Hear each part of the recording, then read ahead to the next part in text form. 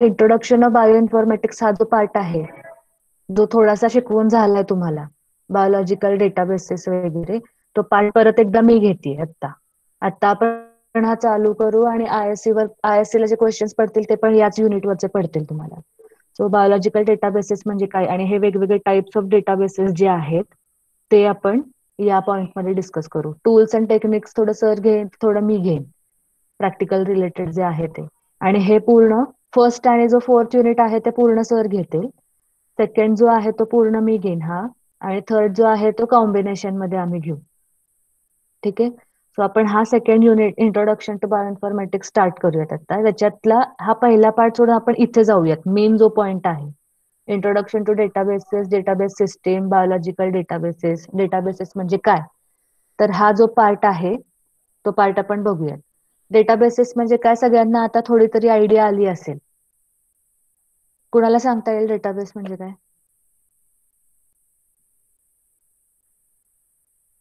कोणताही डेटाबेस. आपण आता फार्मास्युटिकल्स मध्ये बघितलं, वेगवेगळ्या फार्मास्युटिकल मायक्रो मध्ये बघितलाय, आणि आता यात आपण बघतोय की डेटाबेसेस हे नाव खूपदा येतं. तर डेटाबेस म्हणजे काय, सोप्या भाषेत काय सांगता येईल तुम्हाला?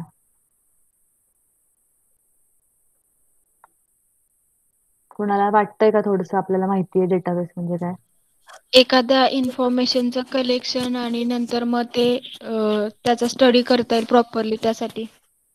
हा, डेटाबेस म्हणजे काय, आपले थोडक्यात बँकमध्ये कसे सगळ्यांचे पैसे एकत्र कलेक्टेड असतात आणि आपल्याला हवे तेव्हा पैसे ते जाऊन घेता येतात. किंवा लायब्ररीमध्ये काय आहे, आपण लायब्ररीमध्ये जातो तेव्हा खूप पुस्तकं तिथे ठेवलेली असतात, व्यवस्थित सेक्शन करून ठेवलेला असतो. मायक्रोची वेगळी, इम्युनॉलॉजीची वेगळी, मॉलबायोची वेगळी, हिस्ट्री वेगळं, स्टॅट वेगळं. आपण तिथे जातो, आपल्याला हवी आहे ते माहितीचं पुस्तक आपण घेतो आणि आपण ती माहिती वापरतो. सेम तसंच, फक्त या सगळ्या फिजिकल गोष्टी आहेत. हे जे डेटाबेसेस आहेत बायोइन्फॉर्मॅटिक्सचे, ते कॉम्प्युटर मधले व्हर्च्युअल डेटाबेसेस आहेत. म्हणजे रॅम, जे आपण म्हणतो की मोबाईलची रॅम, मेमरी इतकी, मग रॅम मध्ये आपण आपले फाईल्स असतात, फोल्डर्स असतात, इमेजेस असतात. हे काय सगळा व्हर्च्युअल डेटाबेसच झाला तो आपल्याकडचा एक प्रकारचा. तर प्रत्येक डेटाचे वेगवेगळे प्रकार आहेत. तर बायोइन्फॉर्मॅटिक्स मधला जो डेटा आहे, जी माहिती आहे, ती कशाशी रिलेटेड असणार आहे, सगळी बायोलॉजीशी. मग बायोलॉजीमध्ये काय काय येतं, तर जीन्स येतात, प्रोटीन्स येतात, रिसेप्टर्स येतात, वेगवेगळे नॅचरल कंपाऊंड येतात, एन्झाईम्स येतात. बरोबर.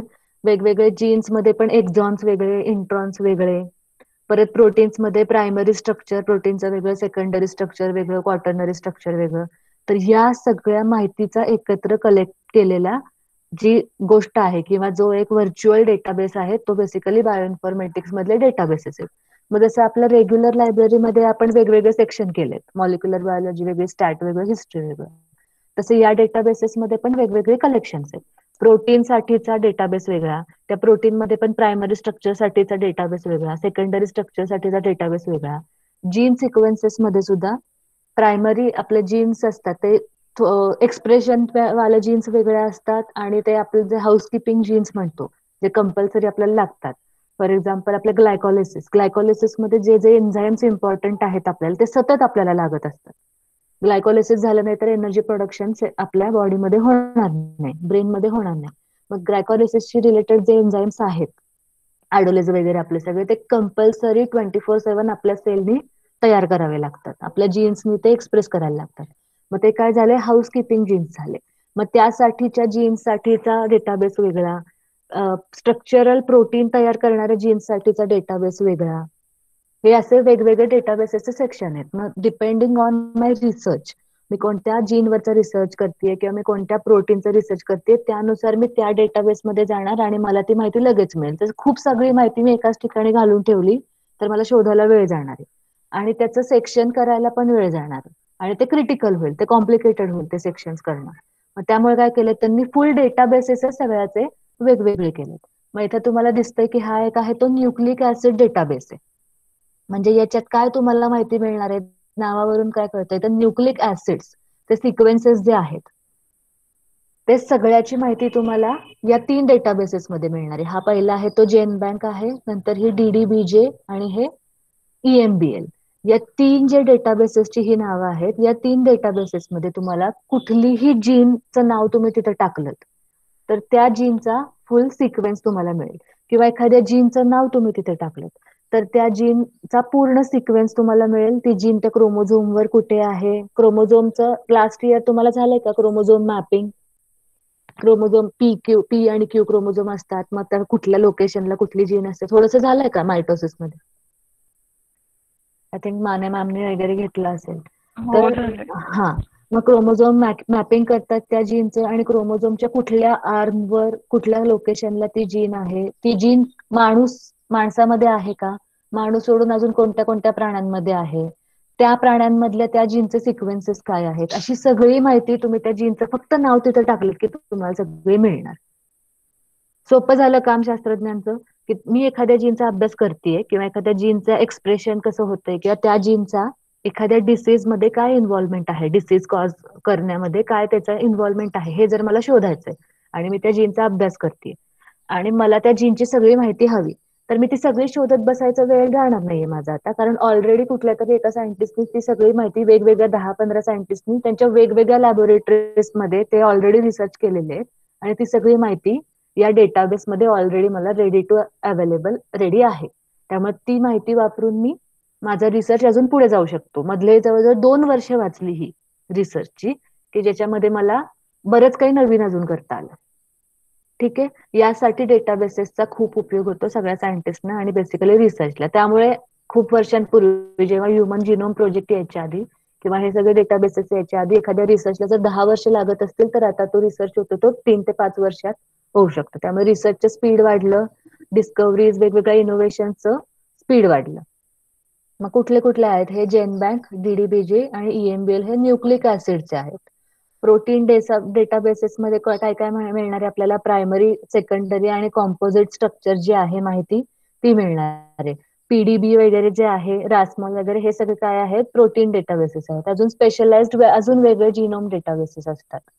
स्ट्रक्चरल क्लासिफिकेशन नुसार अजून वेगवेगळे कॅथ आणि स्कोप हे वेगवेगळे डेटाबेसेस आहेत. हे प्रोटीन डेटाबेस हा स्ट्रक्चरल डेटाबेस आहे. तर आपण आता हे बघूयात न्यूक्लिक ऍसिड डेटाबेसेस मध्ये काय काय आहे. अवघड वाटतंय का हे? काही कळत नसेल तर लगेच सांगा.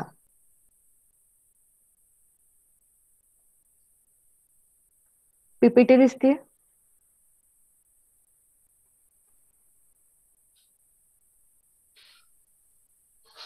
हा मॅम.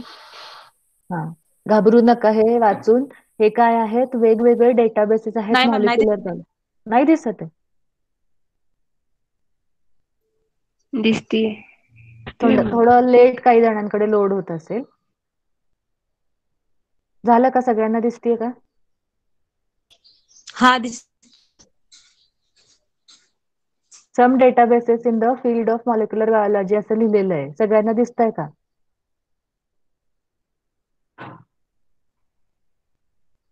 हो मॅम.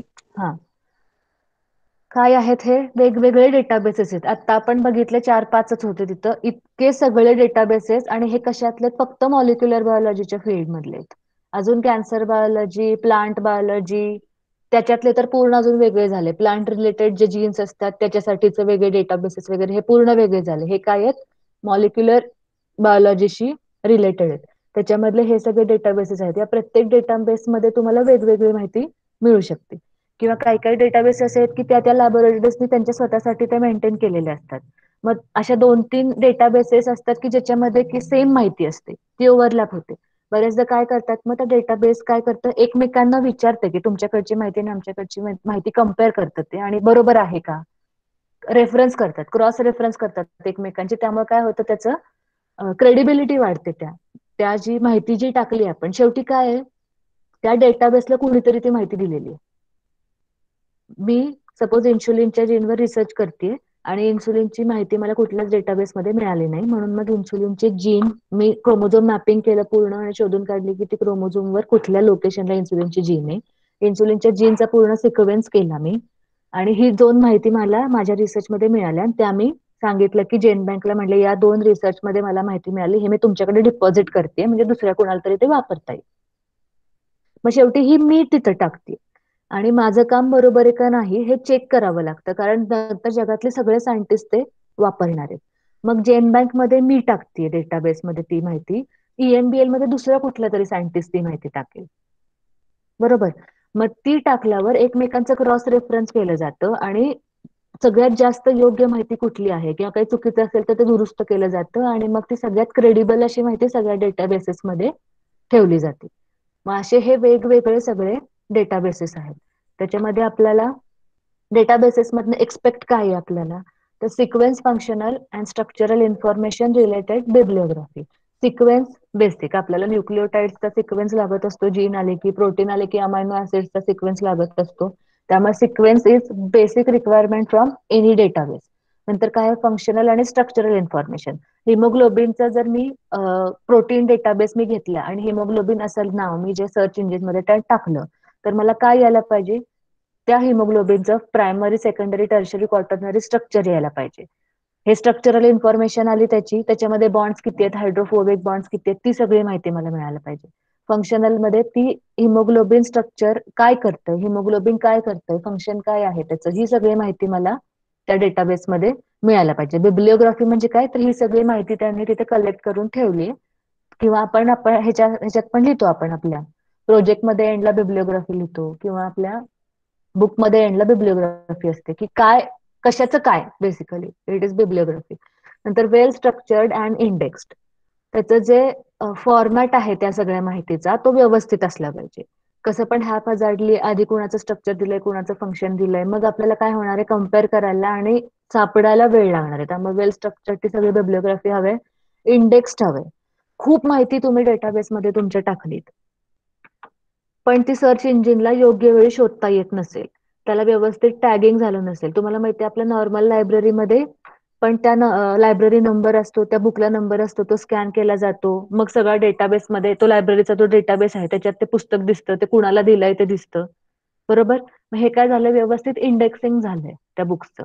तसं तुम्ही जी माहिती स्टोअर करताय, जीनची असू दे, प्रोटीनची असू दे किंवा सिक्वेन्सेसची असू दे, तर ती काय असावी, व्यवस्थित इंडेक्स्ड असावी, so that it will be easy for anyone to find it. आपण बघूयात कशी एखादी जीनचा सिक्वेन्स शोधायचा, तुम्हाला कळेल की किती सोप्या पद्धतीने ते सगळं इंडेक्सिंग झालेलं आहे आणि जितकी गोष्ट सोपी आहे तितकं त्याचं प्रोग्रामिंग, कोडिंग वगैरे सगळं अवघड असणार आहे. म्हणजे किती सोफिस्टिकेटेड मॅनरमध्ये बायोइन्फॉर्मॅटिक्स चालतं ते तुम्हाला कळेल आता.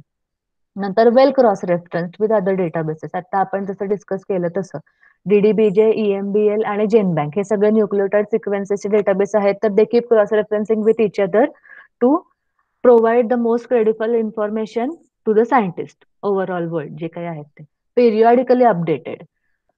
कधी कधी असं होतं, आता आपल्याला माहितीये की माहिती आउटडेटेड होत जाते, जसं जसं नवीन रिसर्च येत जाईल, जसं जसं नवीन इन्व्हेस्टिगेशन होत जातील, तशी त्याची जुनी माहिती आहे ती अपडेटेड होत जाते. बऱ्याचदा असं वाटतं की जुनी माहिती तेव्हा आपल्याला खूप आपण ती फॉलो केली आहे religiously, but that was wrong.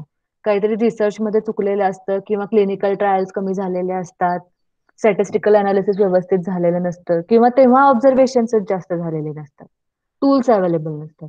त्यावेळेस ती माहिती जी खरी वाटत असते ती नंतरच्या रिसर्चमध्ये असं वाटतं की त्याला काही क्रेडिबिलिटी नाहीये. मग ही नवीन जो रिसर्च आलेला आहे तो रेग्युलर अपडेट झाला पाहिजे, म्हणून पिरियॉडिकली अपडेटेड ते डेटाबेसेस असावेत आणि ते असायला हवेत कारण सायंटिस्टना लेटेस्ट अवेलेबल जी इन्फॉर्मेशन आहे ती मिळायला हवी. नंतर tools for analysis and visualisation.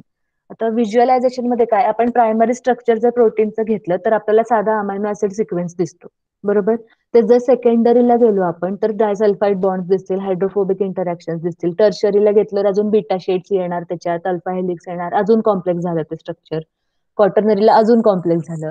आता हे 2D स्ट्रक्चर बघायला आपल्याला अवघड जातं. आपण साध्या पेपरवर अमायनो ऍसिडचा सिक्वेन्स काढू शकतो, पण क्वाटर्नरी स्ट्रक्चर व्यवस्थित काढू शकतो का, ते आपल्याला जमत नाही आणि व्हिज्युअलायझेशन करायला पण ते अवघड जातं. म्हणून खास 3D व्हिज्युअलायझेशन साठी वेगवेगळे सॉफ्टवेअर्स असतात, तर ती सॉफ्टवेअर त्या डेटाबेसेसमध्ये अवेलेबल हवेत. हिमोग्लोबिनचं क्वाटर्नरी स्ट्रक्चर जेव्हा मी शोधतीये त्या डेटाबेसमध्ये, तेव्हा ते डेटाबेस मधलं ते क्वाटर्नरी स्ट्रक्चर बघण्यासाठी व्हिज्युअलायझेशनचे सॉफ्टवेअर तिथे असले पाहिजे, तर मला ते व्यवस्थित व्हिज्युअलाइज करता येणार. व्हिज्युअलायझेशन म्हणजे काय, बघणे.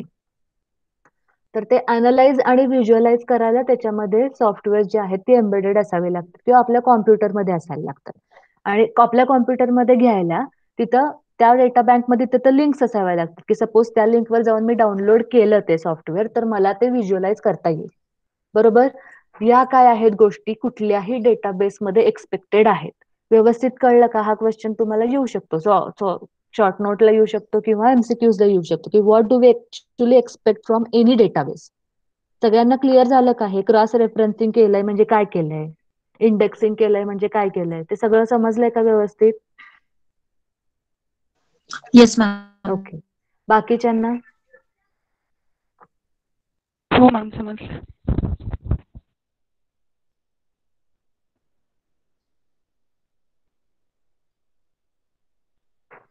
हा, तर आता बायोलॉजिकल डेटाबेसेसमध्ये हे तर क्रूडली आपण दोन भाग केलेले आहेत, की सिक्वेन्स डेटाबेसेस आणि दुसरे स्ट्रक्चर डेटाबेसेस. ते बघूनच आपल्याला समजतं सिक्वेन्स डेटाबेसेसमध्ये सगळे सिक्वेन्स असणार आहेत. अमायनो ऍसिडचे सिक्वेन्स असेल, न्यूक्लियोटाइडचा सिक्वेन्स असेल, सिक्वेन्सेसमध्ये डीएनएचे सिक्वेन्स म्हणजे डीएनए साठीचा सिक्वेन्सेसचा वेगळा डेटाबेस असेल, आरएनएच्या सिक्वेन्सेससाठीचा वेगळा डेटाबेस असेल, स्ट्रक्चरमध्ये प्रायमरी, टर्शरी, क्वाटर्नरी आले ते स्ट्रक्चरचे वेगवेगळे डेटाबेस आहेत. सिक्वेन्स डेटाबेसमध्ये कोणते दोन पार्ट आहेत? तर न्यूक्लियोटाइड डेटाबेसेस आहेत आणि प्रोटीन डेटाबेसेस आहेत. न्यूक्लियोटाइड डेटाबेसेसमध्ये आपल्याला जीन्सचे सिक्वेन्स दिसणार आहेत, बरोबर? आरएनए, डीएनए त्या जीन्सचे सिक्वेन्स दिसणार आहेत. प्रोटीन डेटाबेसेसमध्ये आपल्याला प्रोटीनचे अमायनो ऍसिड सिक्वेन्सेस दिसणार आहेत. म्हणजे मी जर प्रोटीनवर काम करतेय तर मी न्यूक्लियोटाइड डेटाबेसमध्ये जाऊन माझं प्रोटीनचं नाव जर टाकलं तर मला तिथे अमायनो ऍसिडचा सिक्वेन्स मिळेल का? नाही मिळणार.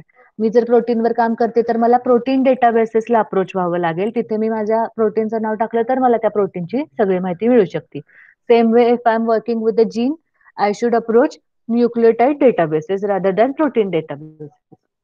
नंतर सिक्वेन्स डेटाबेसेसमध्ये काय काय आहे? तर हे तीन आपण जे मगाशी बघितले ते एनसीबीआय म्हणजे जेन बँक मी मगाशी म्हणत होते ती एनसीबीआय, ईएमबीएल आणि डीडीबीजे. हे सगळं गव्हर्न कोण करतं किंवा याच्यामध्ये सगळं बॅलन्स कोण करतं? तर international nucleotide sequence database collaboration. ही जी कमिटी आहे किंवा हे जे इंटरनॅशनल ही जी इन्स्टिट्यूट म्हणण्यापेक्षा कमिटी, जसं युनेस्को किंवा युएन वगैरे जसे असतात की इंटरनॅशनल कमिटीज आहेत, त्या काय करतात?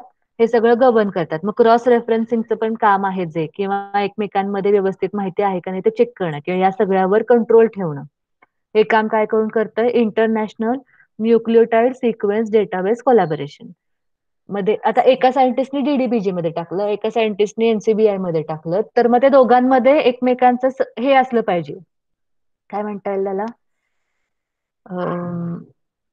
सामंजस्य असलं पाहिजे किंवा कोऑपरेशन काइंड ऑफ थिंग असलं पाहिजे, की इथं डीडीबीजे मध्ये जर मी टाकलंय तर तो एनसीबीआय ला अवेलेबल व्हायला पाहिजे. म्हणजे एनसीबीआय ला कोणी आपले ऍक्सेस केलं तर त्याला तिकडे ती माहिती मिळायला पाहिजे. सेम वे डीडीबीजे मध्ये असं हे सगळं व्यवस्थित कोलॅबोरेशन राहण्यासाठी ते कोलॅबोरेशनची ही कमिटी त्यांनी एस्टॅब्लिश केली आहे. त्याच्या अंडर एनसीबीआय, ईएमबीएल आणि डीडीबीजे वर्क करतात. Standard contents of a sequence database. मग काय काय आहेत सिक्वेन्स डेटाबेस मध्ये? मी गेले आणि मी जर माझ्या जीनचं नाव टाकलं तर मला एक्सपेक्टेड काय काय आहे माहिती मिळणं त्या जीन बद्दलची. तर सगळ्यात पहिल्यांदा मला सिक्वेन्स मिळणार, इन्सुलिनचा सिक्वेन्स मिळेल. नंतर त्याचा ऍक्सेशन नंबर, प्रत्येक जीनला प्रत्येक सिक्वेन्सला ऍक्सेशन नंबर असतो, तो सगळीकडे सेम असतो. तो ऍक्सेशन नंबर कुठेही जरी टाकला आपण तरी लगेच आपल्याला त्या सिक्वेन्स सापडतो, किंवा तो सिक्वेन्स टाकला तर लगेच आपल्याला तो ऍक्सेशन नंबर मिळतो. असं सगळ्या सिक्वेन्सेसना असतो. तुम्ही जर 16XR RNA जर तुम्ही ह्याला पाठवलं एनसीएमआर ला, तर तेव्हा तुमचा जो 16XR RNA चा सिक्वेन्स येईल, ते सिक्वेन्स करतील, तो सिक्वेन्स येईल आणि त्या सिक्वेन्स वरून ते शोधून काढणार आहेत की तुमचा बॅक्टेरिया किती % दुसऱ्या एखाद्या डेटा बँक मधल्या, डेटाबेस मधल्या एका बॅक्टेरियाशी मिळतोय.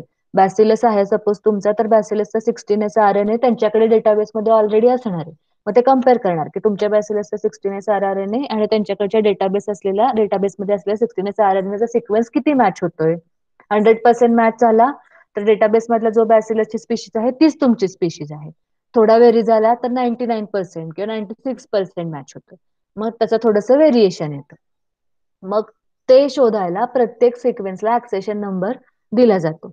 नंतर रेफरन्सेस, कुठून कुठून ती माहिती गोळा झालेली आहे, कुठून कुठून त्या जीनची किंवा ते सिक्वेन्स तो त्या डेटा बँकमध्ये, डेटाबेसमध्ये आलेला आहे, तो रेफरन्सेस. नंतर टॅक्झोनॉमिक डेटा. टॅक्झोनॉमिक डेटामध्ये काय येणार आहे, तर होमोसेपियन मधली जीन आहे, कॉर्डेटा मधली आहे, फॅमिली काय, त्याचे स्पीशीज काय, जीनस काय, सब फॅमिली काय, ऑर्डर काय, हा सगळा taxonomic data about that gene and about that sequence हा सगळा आपल्याला मिळतो. कारण आपण आता हायर रिसर्चला जात नाही, पण बऱ्याचदा काय होतं, ऑर्थोलॉग्स असतात, म्हणजे एकाच जीनचे वेगवेगळे अलिल्स कसे असतात ह्युमन्समध्ये, तसे ऑर्थोलॉग्स पण असतात. म्हणजे same type of gene is performing same function in various animals. म्हणजे माऊसमध्ये पण हिमोग्लोबिन तयार करणारी ती जीन आहे आणि ह्युमन्समध्ये पण हिमोग्लोबिन तयार करणारी ती जीन आहे. सिक्वेन्सेसमध्ये थोडा फरक असेल, पण दोन्हीचं काय आहे, फंक्शन तेच आहे. त्यामुळे काय करायचंय, व्यवस्थित टॅक्झॉनॉमिक डेटा जो आहे तो व्यवस्थित द्यावा लागतो. कुठल्या फॅमिलीमध्ये, कुठल्या ऑर्डरमध्ये, सब फॅमिली काय आहे त्या जीनची किंवा स्पीशीजची, जेणेकरून नंतर जेव्हा कम्पेअर, कारण आपल्याला माहितीये की फार्मास्युटिकल मध्ये आपण बघतो प्री क्लिनिकल ट्रायल्स मध्ये अॅनिमल्सवर स्टडी केला जातो, बरोबर.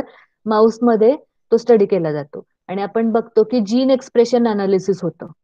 जेव्हा आपण औषध ड्रग देतोय त्या अॅनिमलला, तेव्हा जीन एक्सप्रेशन अनालिसिस होतं. मग प्री क्लिनिकल ट्रायल्स मध्ये मी माऊसला माझा ड्रग देते आणि तिथं मला सपोज दिसतंय की माझ्या ड्रगचा साईड इफेक्ट आहे हिमोग्लोबिनच्या जीनवर, किती एक्सप्रेस होत नाहीये, त्यामुळे त्या ड्रगमुळे अॅनिमिया होतोय सपोज.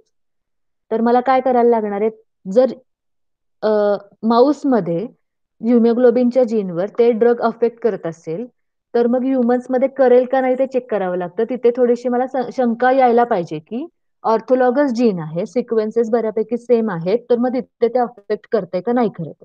यासाठीचा तो जो डेटा आहे जीनचा, तो खूप जास्त क्लिअर असायला लागतो, टॅक्झॉनॉमिक डेटा.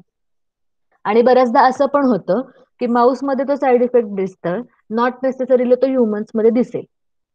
कारण जरी फंक्शन सेम असलं तरी सिक्वेन्सेस वेगळे आहेत, त्याचे एक्सप्रेशनचे पॅटर्न वेगळे आहेत. त्यामुळे ते सगळं व्यवस्थित क्लिनिकल ट्रायल्स आणि प्री क्लिनिकल ट्रायल्स मध्ये चेक केलं जातं. हा टॅक्झॉनॉमिक डेटा म्हणजे काय कळलं नंतर, अॅनोटेशन अँड क्युरेशन.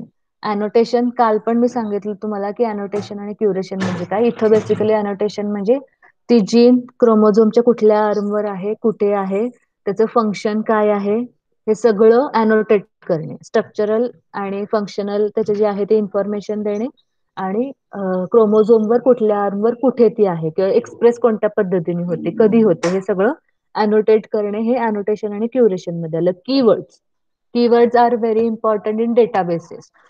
आपल्याला आपण ऍबस्ट्रॅक्टला कीवर्ड्स टाकतो. बऱ्याच जणांनी ऍबस्ट्रॅक्ट सबमिशन्स वगैरे केले असतील किंवा ऍबस्ट्रॅक्ट लिहिले असतील त्यांच्या पेपर्सला किंवा रिसर्च मेथॉडॉलॉजीमध्ये तुम्हाला येईल की तुम्ही जेव्हा पेपर लिहिताय किंवा पेपर वाचता तेव्हा ऍबस्ट्रॅक्टला कंपल्सरी खाली कीवर्ड्स टाकावे लागतात. म्हणजे मी जर सर्च केला तो कीवर्ड तर मला त्याच्याशी रिलेटेड सगळी माहिती तुमच्या पेपरमध्ये मिळू शकते. किंवा रॅन्डम मी गुगल स्कॉलरवर गेले आणि सपोज मी कीवर्ड टाकला एखादा, कुठला कीवर्ड टाकला, सपोज अँटीबायोटिक हा कीवर्ड टाकला, तर अँटीबायोटिकशी रिलेटेड जगातले सगळे जे पेपर्स आहेत जे गुगल स्कॉलरवर अपलोड केलेले आहेत ते सगळे मला माझ्या सर्चमध्ये दिसले पाहिजेत. आता अँटीबायोटिक हा खूपच ब्रॉड सर्च टर्म झाली. पण सपोज आता क्रोमियम रेझिस्टन्स अशी मी जर कीवर्ड टाकला तर मला क्रोमियम रेझिस्टन्सशी रिलेटेड सगळी माहिती असलेले रिसर्च पेपर्स मला अवेलेबल व्हायला पाहिजे. तशा पद्धतीने कीवर्ड्स मध्ये त्या माहितीच्या तिथं कीवर्ड्स मध्ये इन्शुलिन किंवा त्या सिक्वेन्सचा कुठला जो अॅनोटेटेड असेल क्रोमोझोमचा आर्म तो जर कीवर्ड मध्ये टाकला तर मला फक्त एखाद्या सायंटिस्टला जास्त माहिती नाहीये, पण एकच कुठला तरी त्याच्यातला कीवर्ड माहिती, तो त्याने सर्च केला तर ती त्याला माहिती इझिली अवेलेबल होऊ शकते. याच्यासाठी कीवर्ड टाकायचे. Cross references again DDBJ, EMBL आणि जेनबँक या एकमेकांशी क्रॉस रेफरन्सेस केलेले आहेत. मग क्रॉस रेफरन्सेस मध्ये काही व्हेरिएशन्स आहेत का सिमिलॅरिटीज आहेत, क्रॉस रेफरन्सेस असतील तर ते कुणी पाठवलेत ते माहिती, ते सगळं क्रॉस रेफरन्सेस मध्ये आलं. आणि डॉक्युमेंटेशन, फुल याचं डॉक्युमेंटेशन जे आहे ते व्यवस्थित रेग्युलरली अपडेटेड जे आहे ते डॉक्युमेंटेशन होतंय का नाही हे सगळं ते व्यवस्थित सगळा जो आहे तो सिक्वेन्स डेटाबेस मध्ये आपल्याला ही सगळी माहिती त्याच्यात मिळते. NCBI आता जेनबँक, आता हे काय झालं आपलं आतापर्यंत आपण बघितलं की वेगवेगळे डेटाबेसेसचे प्रकार बघितले जनरल. त्याच्यानंतर सिक्वेन्स डेटाबेस जर आपण घेतला तर त्या सिक्वेन्स डेटाबेस मधून आपल्याला आपल्या जीनची कोणकोणती माहिती मिळू शकते ते आपण बघितलं. आता आपण बघूयात की जे 3 डेटाबेसेस आपण मगासपासून म्हणतोय NCBI चा जेनबँक, नंतर EMBL आणि DDBJ हे काय आहेत.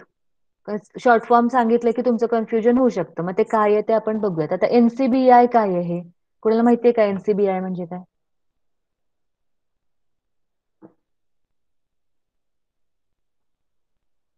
बऱ्याचदा तुम्ही सर्च केलं असणार आहे.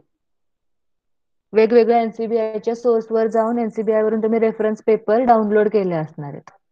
काय एनसीबीआय?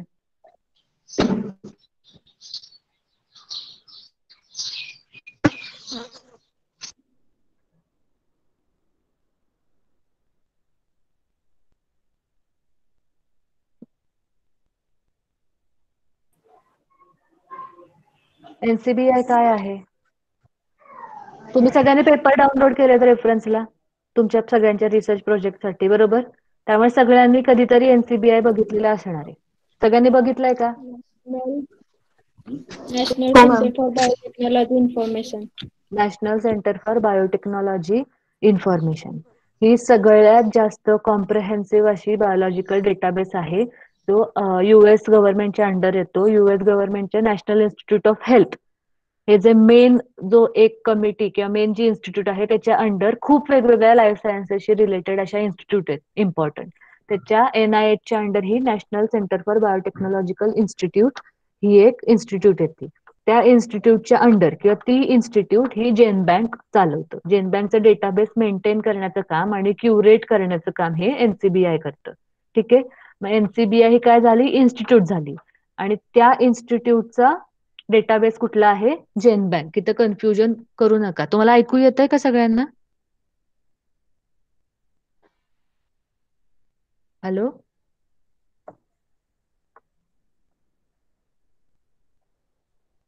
हो येत आहे.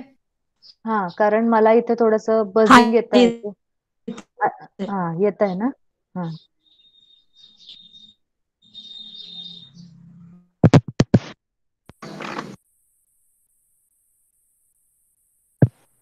अनम्यूट कोणाचं झालंय का?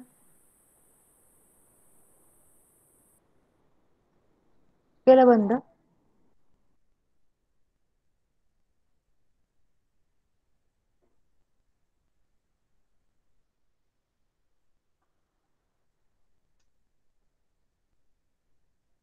ठीक आहे. असं कळलं तुम्हाला?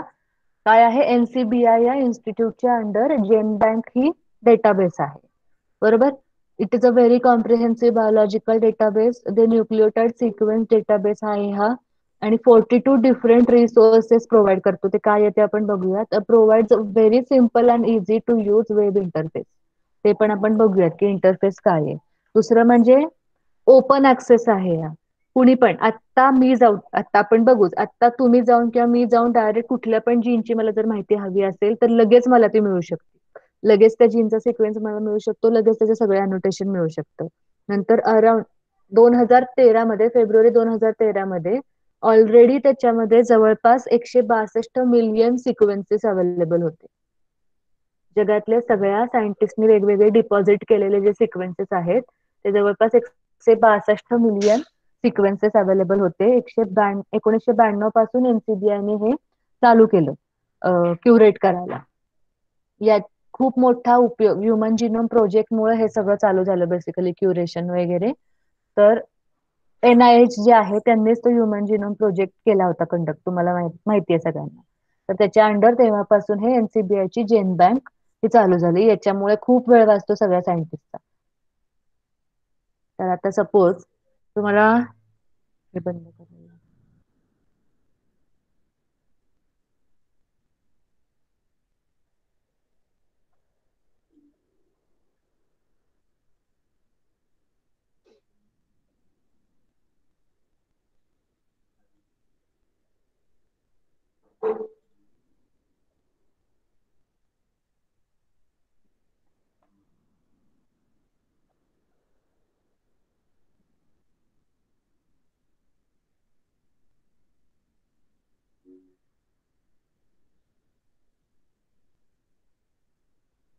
गुगलची विंडो दिसते, गुगलचा टॅब दिसतोय तुम्हाला सगळ्यांना? हो हा, दिसतोय. आता इथे सपोज मी NCBI टाकलं. NCBI ला काय आलं? National centre for biotechnology information. ठीक आहे.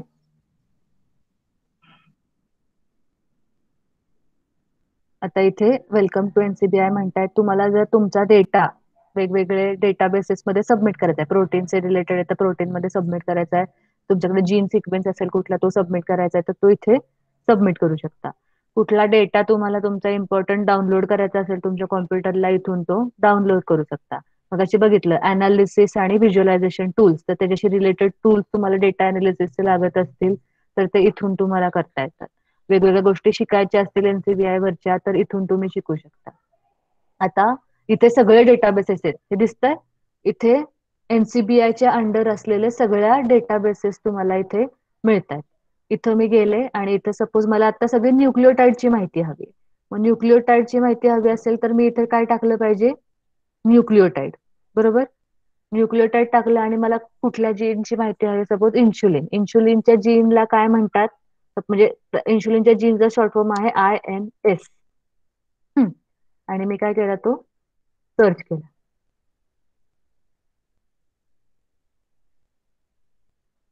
हे बघा, हे काय आहेत, हे सगळे कीवर्ड्स आहेत बघा, तुम्हाला दिसत आहेत. IDMM ID हे काय आहेत, इन्शुलिनचे रिलेटेड, इन्शुलिनची माहिती असलेले कीवर्ड्स आहेत. जीन कुठली आली, INS, लगेच इन्शुलिन आली. आता हे मी ओपन केलं,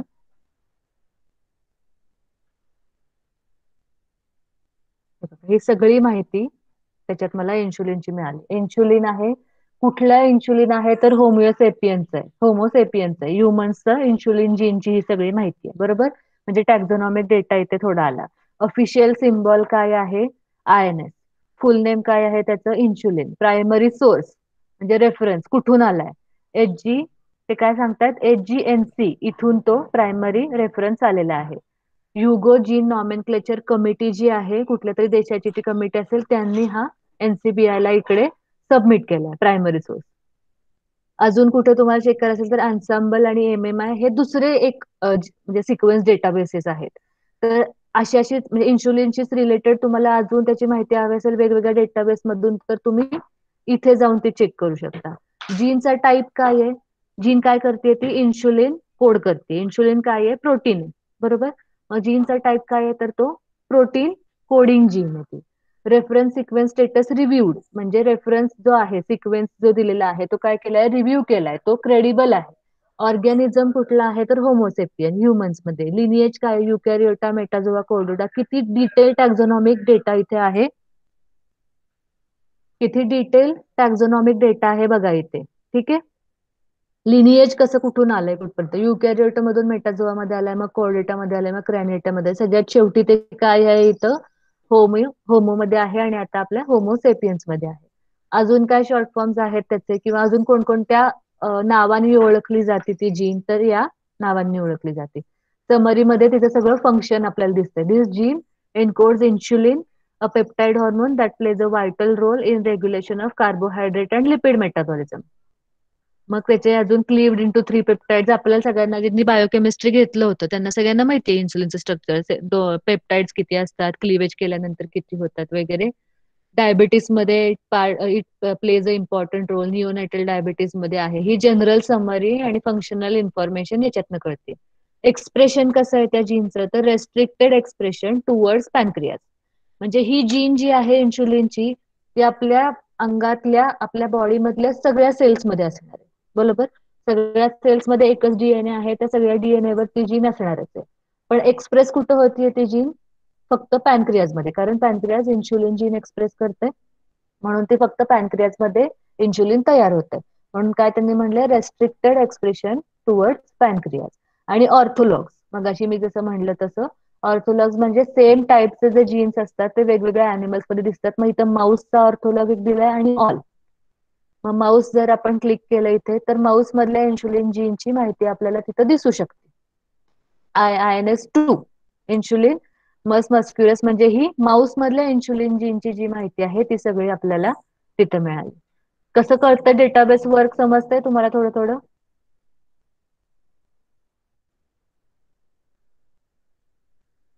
हॅलो, हो मॅम. आता इथे खाली हे बघा, इथे लोकेशन, जिनोमिक कॉन्टेक्स्ट म्हणजे अनोटेशन अजून दिलेली आहेत त्याची. लोकेशन काय दिलंय, 11p15.5. पी म्हणजे काय झाला त्याचा, पी आर्म झाला. बरोबर, दिसतंय ना तुम्हाला हे? दिसते.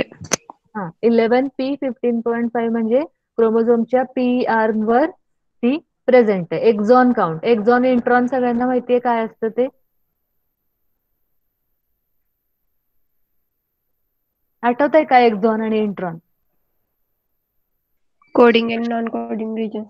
Coding and non coding region. मग त्याच्यातला एक्झॉन काउंट किती आहे त्या जीन मधला? 3 आहे. एक्झॉन कोडिंग आहे का नॉन कोडिंग आहे? कोडिंग. हम्म. कोडिंग आणि रिजन. नंतर अनोटेशन रिलीज, हे काय आहे? हा ऍक्सेशन नंबर. काय हा ऍक्सेशन नंबर आहे. स्टेटस दिला त्याचा, असेंब्ली कोणत्या प्रकारे झाली ती दिले. हे खूप डिटेल झालं एकदम ऍडव्हान्स बायोइन्फॉर्मॅटिक्स, हे आपल्याला आता नाहीये. पण तुम्हाला जेव्हा सिक्वेन्स डेटाबेस मध्ये जाल तेव्हा कोणत्या किती पर्यंत माहिती मिळू शकते त्याचा अंदाज तुम्हाला येऊ शकतो. आणि हे पूर्ण त्याचं मॅपिंगच झालंय पूर्ण. एनसीबीआय होमोसेपियन अपडेटेड अनोटेशन रिलीज, आणि हा त्याचा ऍक्सेशन नंबर.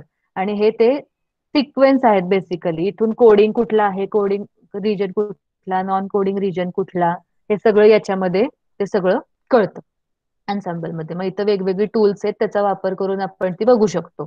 ते प्रॅक्टिकलला तुम्हाला नेक्स्ट सेमिस्टरला हे सगळं जे आहे ते प्रॅक्टिकल नेक्स्ट सेमिस्टरला. म्हणजे आता तुम्हाला सिक्वेन्स डेटाबेस म्हणजे काय आणि कोणकोणते आहेत आणि त्याच्यात कोणकोणती माहिती मिळू शकते हे समजणं इम्पॉर्टंट. तर जेन बँक म्हणजे काय हे व्यवस्थित समजलं का?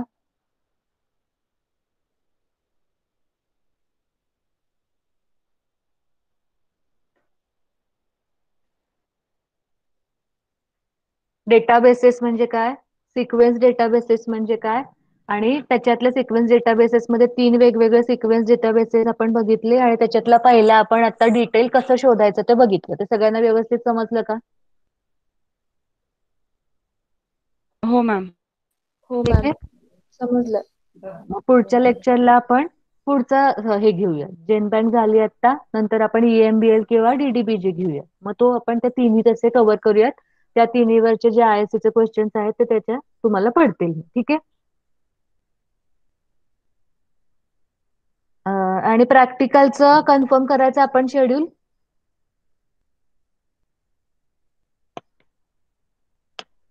आता गणपती पण संपलेत, त्यामुळे काही प्रॉब्लेम नाही प्रॅक्टिकलला.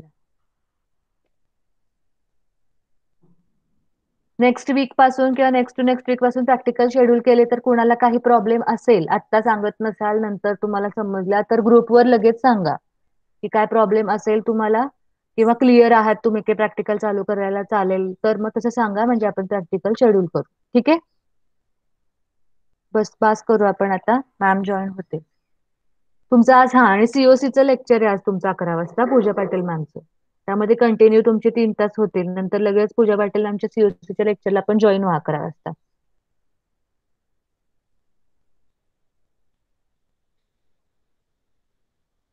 बास का? काही बोलतच नाही. ओके ओके, ठीक आहे. हा.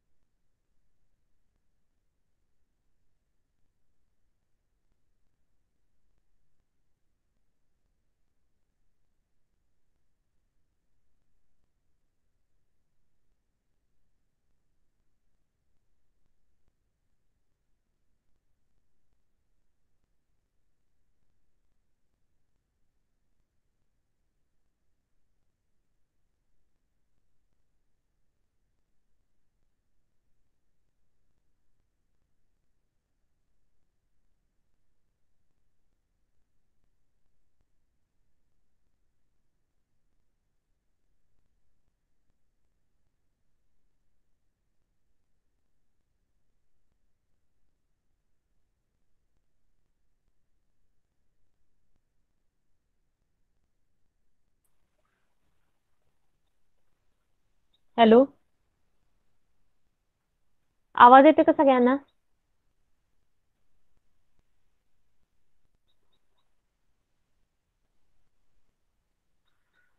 Hello,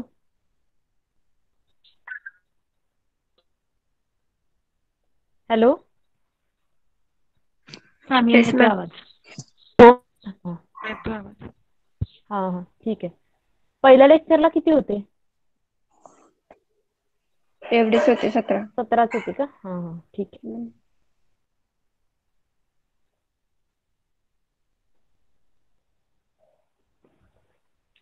TI plasmid derived vector system आपण बघत होतो. तर त्याच्यामध्ये एवढा एक पॉइंट आपल्याला कम्प्लीट करायचा आहे, को इंटिग्रेट वेक्टर आणि बायनरी वेक्टर. आणि त्यानंतर आपल्याला आता मॅडमने तुम्हाला सांगितलं असेल की तुमची एक्झाम आहे. सांगितले का ISC ची एक्झाम तुमची आहे, किंवा नोटीस वाचली असेल तुम्ही. हो. हा, तर त्यानुसार हो आपल्याला काही सांगितलं. पेपर जे अजून काही शिकवायला सुरुवात केलेली नाही ते सुरू करावे लागतील. रिसर्च मेथडॉलॉजी एक आहे, बायो इन्फॉर्मेटिक्स आहे. तर असे काही युनिट्स आहेत ते सुरू करायचे आहेत आपल्याला. त्यामुळे एवढा हा एक पॉईंट कम्प्लीट करूया आणि रिसर्च मेथडॉलॉजी आपण सुरू करूया.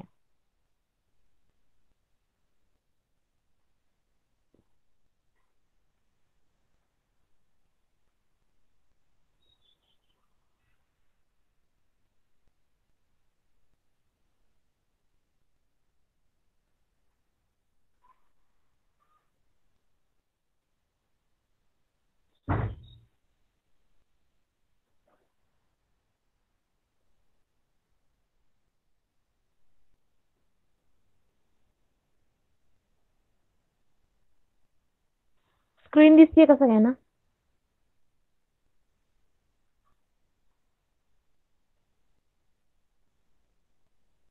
हो मॅम दिसतीये. हा, Ti plasmid derived vector system.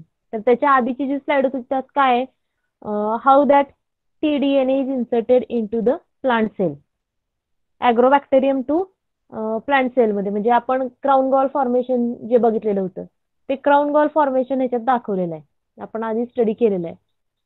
त्यानंतर Ti plasmid derived vector system. In that the structure of the Ti plasmid, हे आपण लास्ट लेक्चरला बघितलेलं आहे.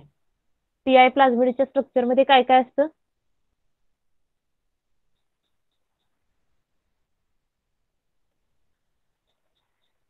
लेफ्ट आणि राईट बॉर्डर सिक्वेन्स. आणि त्याच्यामध्ये काय असतं within that left and right border sequence, which are the genes present?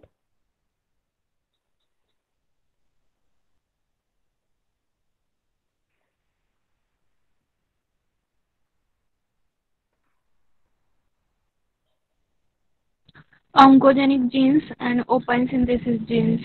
Yes, oncogenic genes and opine synthesis genes. And oncogenic genes are auxins and cytokinins. त्यानंतर अजून काय ह्याच्यामध्ये, vir genes, virulence genes, ORI site is there, opine catabolism gene is there which are present outside the TDNA region.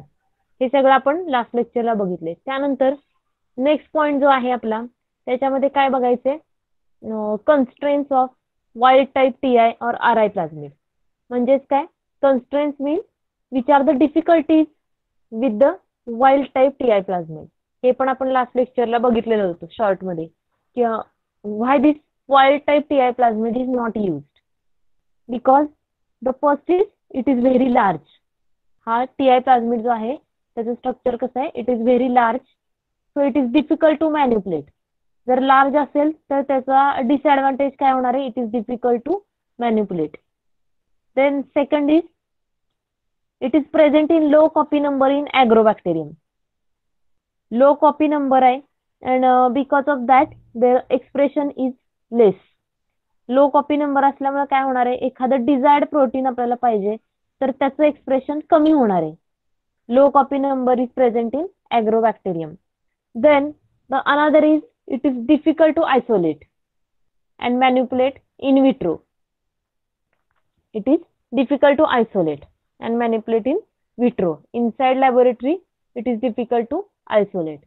Then another is it cannot replicate in E. coli, which is a most favored host or most widely used host for the genetic manipulation, की जो easily cultivable आहे किंवा easily available आहे अशा E. coli host साठी काय आहे, it is not suitable, that is it cannot replicate in E. coli.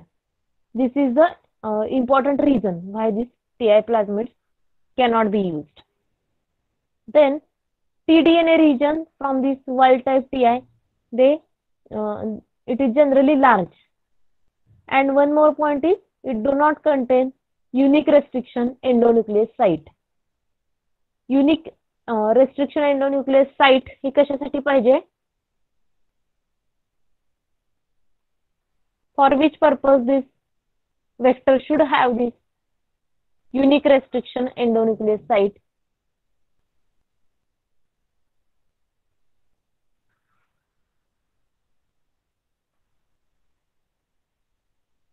सांगा हे रेस्ट्रिक्शन एंडोन्यूक्लियसचं फंक्शन काय आहे?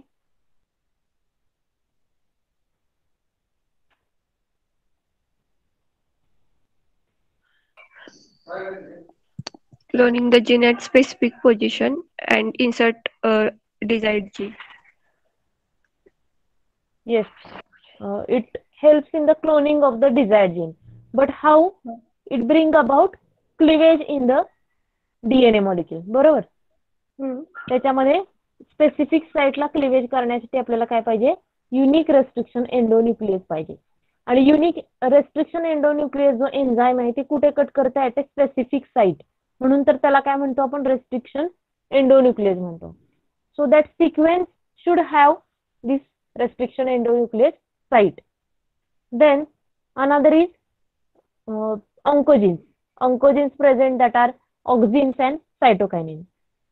If that auxins and cytokinins they remain as it is, then it causes crown gall formation. बरोबर, म्हणजे abnormal growth जी आहे ती काय होते? प्रमोट होते. So to prevent this abnormal growth, that auxins and cytokinins they must be removed from the TI plasmid. That is wild type TI plasmid, it contains that gene. But TI plasmid derived vector म्हणजे जे artificially synthesise करणार आहे आपण त्याच्यामध्ये काय आहे? that auxins and cytokinin genes it must be removed. हे लक्षात आलं का सगळ्यांच्या? Why this wild type TI plasmid cannot be used? समजलं का हे? हो मॅम.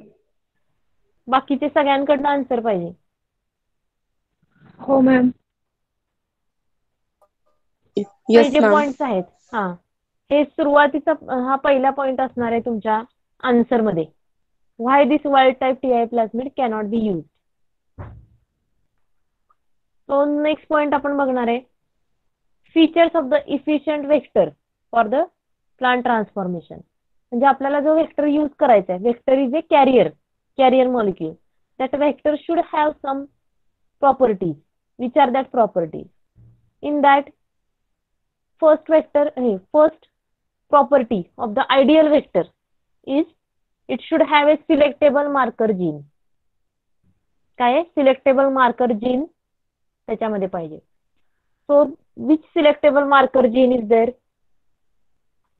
तर कोणताही एखादा सिलेक्टेबल मार्कर की जे तुम्ही कॉमनली ऐकलेलं असेल ते कुठला आहे? तर antibiotic resistant jeans.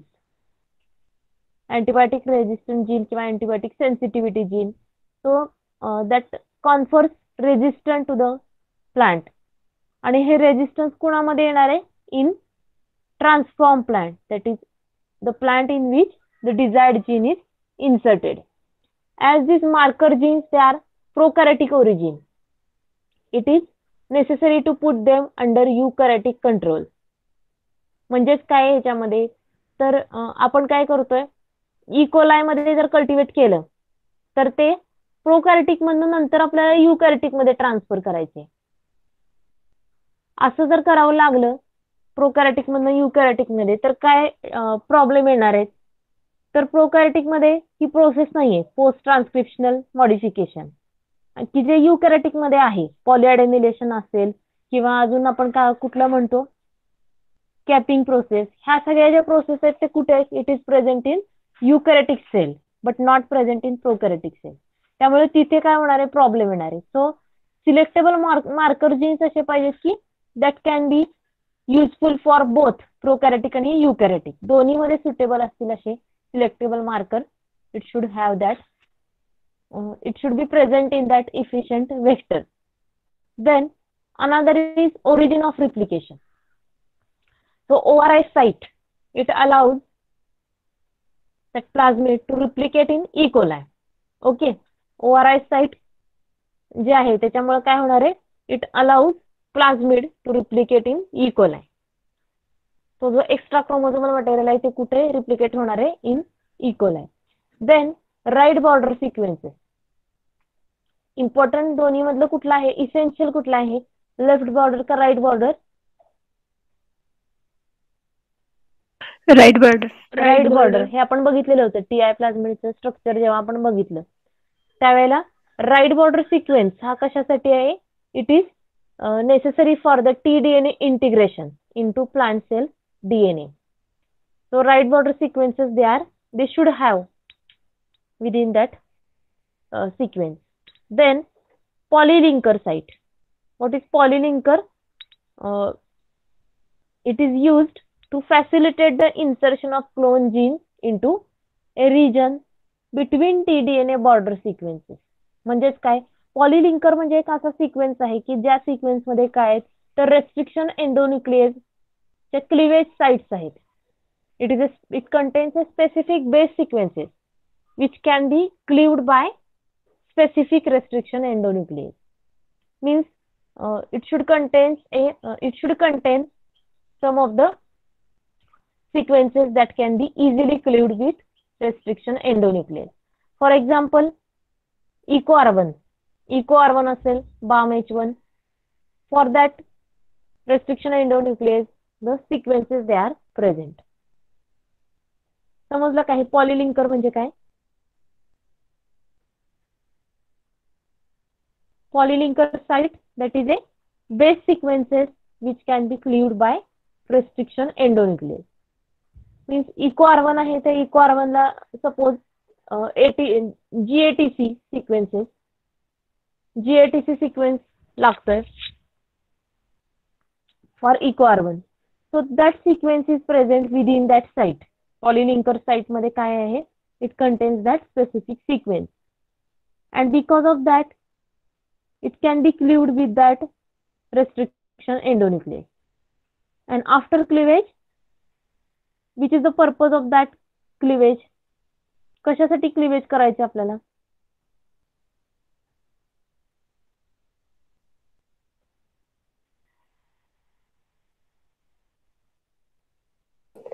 Insertion of gene.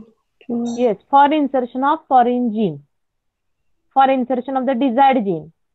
Desired gene आपल्याला काय करायचे त्याच्यामध्ये इन्सर्ट करायचे. So for that purpose polylinker site should be there. So these are the some properties of the efficient vector for the plant transformation. समजलं का हे? कोणते कोणते आपण फीचर्स बघितले? फर्स्ट काय बघितलं? First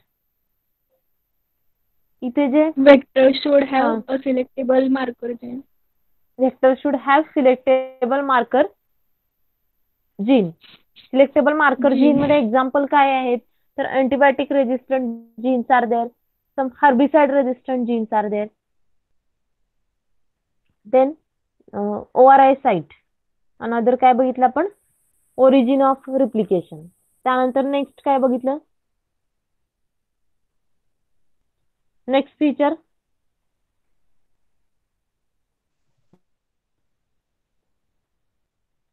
which is the next feature?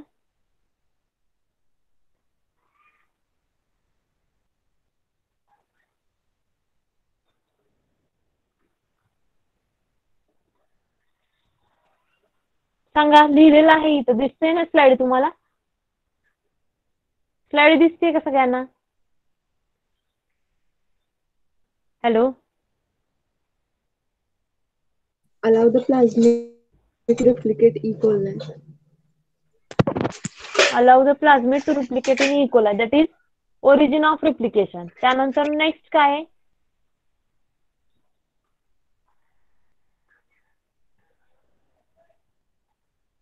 हे जे ओरिजिन ऑफ रिप्लिकेशन आहे ते कसं आहे, it is specific for E coli, म्हणजे ते प्रत्येकासाठी वेगळं आहे. It is specific for prokaryotic sale.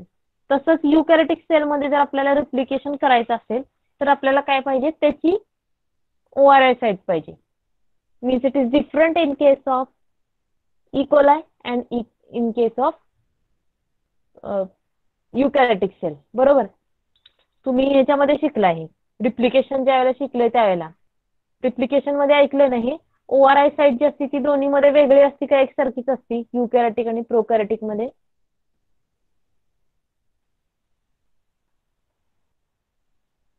Different असते ORI साईट. बरोबर. राईट बॉर्डर सिक्वेन्सेस, त्यानंतर नेक्स्ट काय आहे, right border sequence which is essential for tDNA integration into plant cell DNA. Then another is polylinker. Polylinker म्हणजे काय?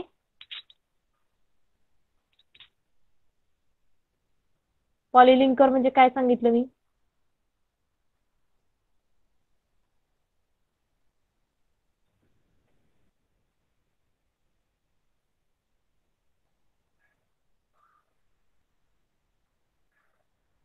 Insertion of desired gene. Insertion of desired gene. For that desired gene insertion, there should have a polylinker site. Polylinker site म्हणजे काय? तर तिथे काय आहे, restriction endonuclease cleavage site. तिथले base sequences असे आहेत की ते काय होत आहे, रेस्ट्रिक्शन एंडोन्यूक्लियसनी क्लिवेज होते त्याचं. So this is a different properties of the ideal vector for the plant transformation. Then next आपल्याला बघायचंय को इंटिग्रेट व्हेक्टर्स. विचार the cointegrate vectors. Cointegrate vectors it is also called as a hybrid TI plasmid. म्हणजे हे natural आहे का artificial आहे TI plasmid? को integrate vector आहे ते artificial. It is artificial. Yes, it is artificial vector, hybrid TI plasmid. So first it is modified and it is engineered TI plasmid. Then how it is constructed? The main mechanism is homologous recombination. So here is the homologous recombination of bacterial plasmid with tDNA region of the endogenous TI plasmid in agrobacterium. म्हणजेच आपल्याला इथे काय करायचंय, homologous recombination आहे. आठवते का हे DNA recombination आपण बघितलेलं आहे, त्याच्यामध्ये होमोलोगस नॉन होमोलोगस असे टाइप्स होते. आठवते हे होमोलोगस रिकॉम्बिनेशन आपण बघितलेलं आहे, हॉलिडे जंक्शन किंवा हॉलिडे मॉडेल त्यावेळेला स्टडी केलेलं आहे आपण. आठवलं का हे हॉलिडे मॉडेल? Yes, ma'am. त्यात काय बघितलं आपण हॉलिडे मॉडेल मध्ये, तर DNA आहे, तर DNA मध्ये जर ब्रेक झालं मध्ये कुठे, तर डबल स्ट्रँडेड DNA असतो, त्यातला एक स्ट्रँड जर ब्रेक झाला तर तो काय करतो, दुसऱ्या स्ट्रँड मध्ये इन्व्हेड होतो. डबल स्टँडर्ड ब्रेक रिपेअर आणि सिंगल स्टँडर्ड ब्रेक असं त्यावेळेला आपण बघितलेलं होतं.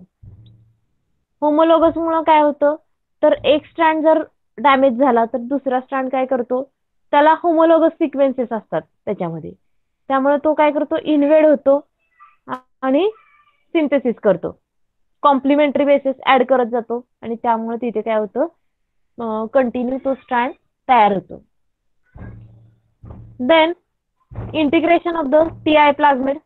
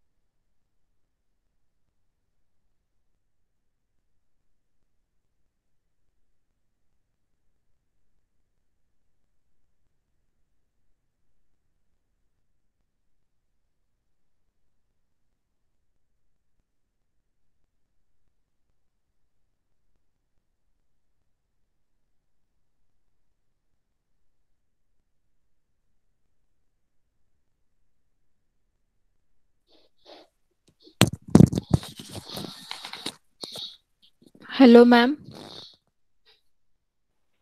हॅलो. हा मॅम, स्लाइड नाही दिसत आहे आणि आवाज पण नाही येते.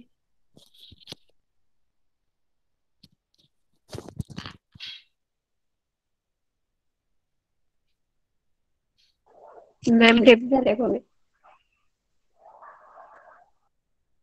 आतापर्यंत हॅलो. येतोय का आवाज? आवाज आला, आता स्लाइड नाही दिसत आहे. हा, 1-2 मिनिटं.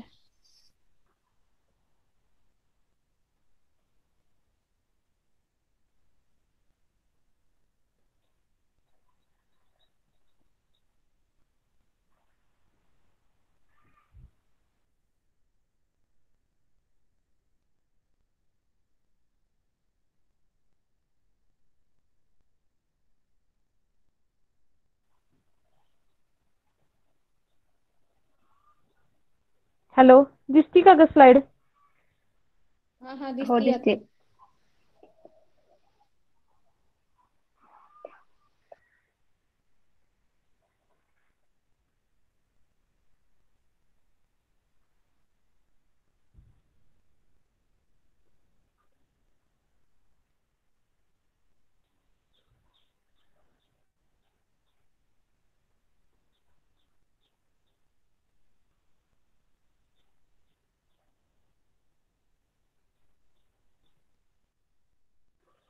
हॅलो.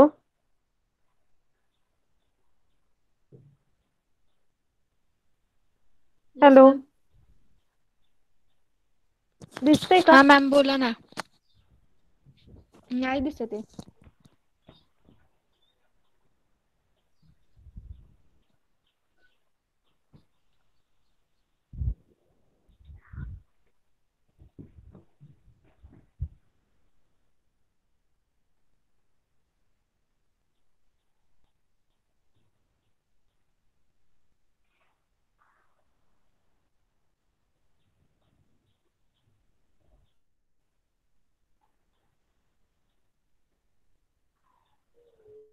हे दिसतंय का आता को-इंटिग्रेट वेक्टर्स? नाही दिसत नाही आहे. मॅम. दिसेल. स्लाइड मगाशी दिसत होते, आता नाही दिसत आहे. आता स्लाइड शो केलाय मी, दिसते का? नाही.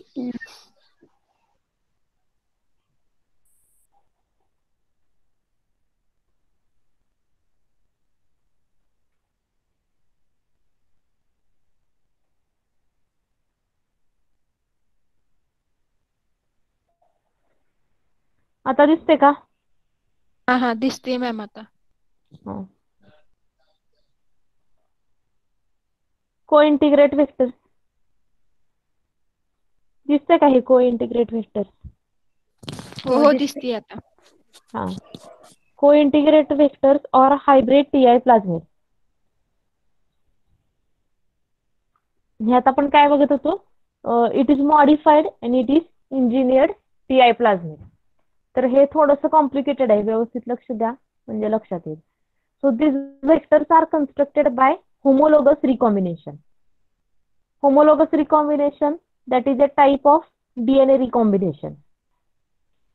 In that homologous recombination तुम्हाला आठवत असेल, आपण असे 4 DNA स्ट्रँड काढलेले होते आणि त्यात जर का एक स्ट्रँड ब्रेक झाला तर काय होतं, दुसरा स्ट्रँड त्याच्यामध्ये इन्व्हेड होतो आणि तो काय करतो, होमोलोगस रिकॉम्बिनेशन करतो. म्हणजे होमोलोगस सिक्वेन्सेस त्याच्यामध्ये असतात. म्हणजे वरच्या स्ट्रँड वरती जर का ATGC असेल तर खालच्या स्ट्रँड वर काय असणार आहे, ATGC म्हणजे TACG. अशा पद्धतीने त्याचं काय असणार आहे, कॉम्प्लिमेंटरी बेसिस आर देअर. आणि त्यामुळे काय होतंय, दुसरा स्ट्रँड इन्व्हेड होतो आणि त्याला कॉम्प्लिमेंटरी बेसिस ऍड होत जातात. म्हणजेच इथे DNA रिपेअर मध्ये पण आपण बघितलेलं होतं. DNA रिपेअर मध्ये त्यात आपण बघितलेलं की एरर फ्री आणि एरर प्रोन असे 2 टाईप आपण बघितलेले होते. इथे काय होते, करेक्ट बेसिस ऍड केले जातात होमोलोगस रिकॉम्बिनेशन मुळे. त्यामुळे तो एरर फ्री रिकॉम्बिनेशन आहे किंवा एरर फ्री रिपेअरचा एक टाईप आहे. So here vectors they are constructed by this homologous recombination. So homologous recombination कोणामध्ये होते, between the bacterial plasmid with tDNA region. म्हणजे TI प्लाझमिड त्याच्यामधला tDNA region bacterial plasmid with tDNA region of endogenous TI plasmid in agrobacterium. म्हणजे इथे 3 वेगवेगळ्या प्रकारचे vector आपण वापरणार आहे. It is a hybrid. त्याला हायब्रिड म्हणलेलं आहे कारण इथे काय आहेत 3 वेगवेगळे वेक्टर आहेत जे 3 वेगवेगळे प्लाझमिड आहेत आणि त्याचं कॉम्बिनेशन केलेलं आहे. It is a recombination. So integration of the two plasmid, it requires a region of the homology present in both. म्हणजे ते जे प्लाझमिड यूज केलेले आहेत ते कसे आहेत त्यांच्यामध्ये homologous sequences should be there. So which are the 3 vectors use here. So first type त्यातला आहे disarmed Agrobacterium TI plasmid. TI plasmid जो आहे तो कसा आहे it is disarmed TI plasmid. What is the meaning of disarm? There is a process of disarming. Disarming म्हणजे काय तर some of the genes they are not required, they are not essential. The genes they are removed from the TI plasmid. For example, oncogenes, that is the auxins and cytokinin genes.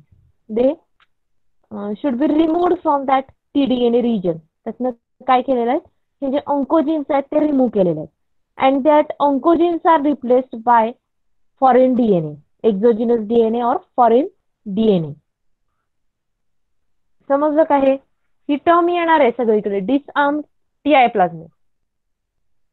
Disarmed म्हणजे काय त्यातनं जे non essential sequences आहेत किंवा non essential jeans आहेत ते काय केलेले आहेत रिमूव्ह केलेले आहेत. So in that the example is of oncogenes. Oncogenes are removed and it is replaced by foreign DNA.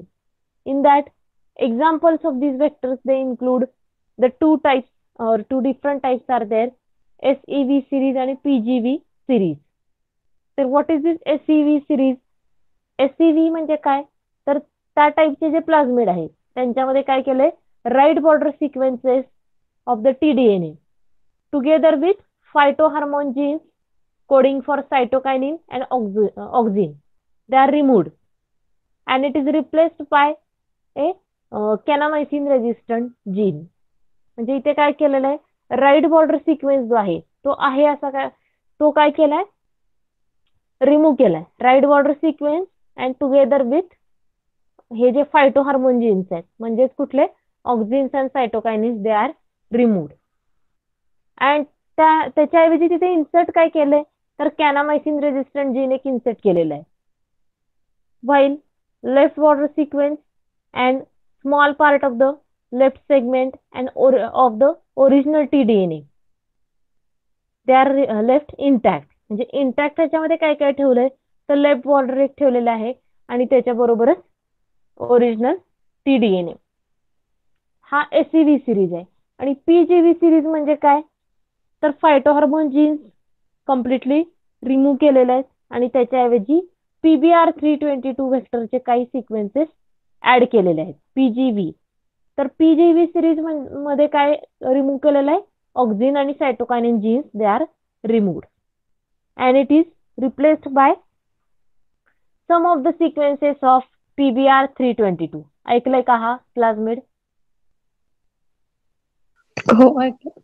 Plasmid PBR322 हा स्टँडर्ड प्लाझमिड व्हेक्टर आहे की जो कॉमनली युज्ड आहे. सो इन दॅट लेफ्ट आणि right border sequences they remain intact. दोन्ही sequences intact ठेवलेत left पण आणि राईट पण.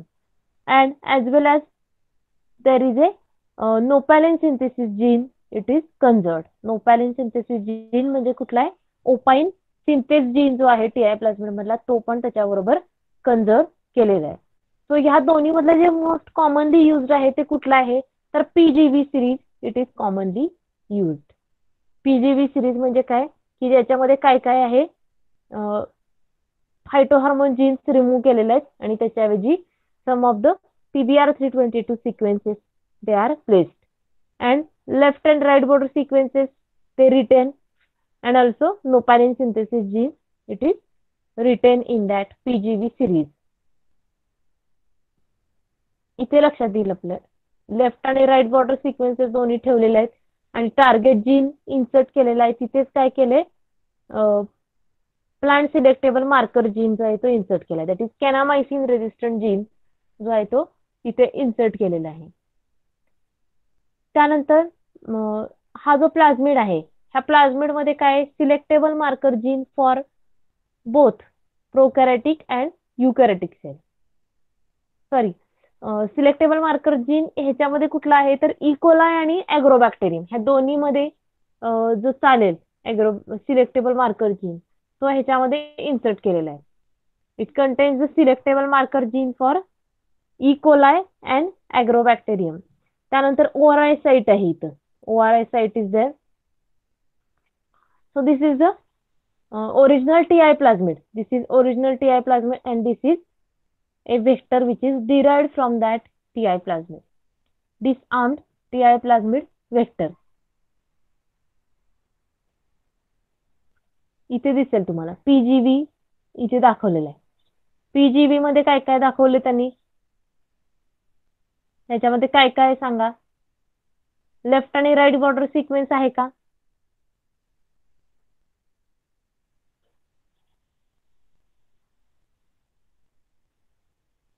हॅलो, येस मॅम, आहे लेफ्ट अँड राईट हा, border. Left and right border sequence आहे. त्याच्याबरोबर अजून काय आहे तर PBR 322 चा काही रिजन त्याच्यामध्ये इन्सर्ट केलेला आहे. म्हणजेच कुठला तर अँपिसिलिन रेजिस्टंट जीन जो आहे तो इन्सर्ट केलेला आहे. Along with that it contains vir genes. त्याच्यामध्ये व्हीर जीन्स आहेत. त्यानंतर नॉस आहे. नॉस म्हणजे काय, नोपॅलिन सिंथेसिस जीन. सो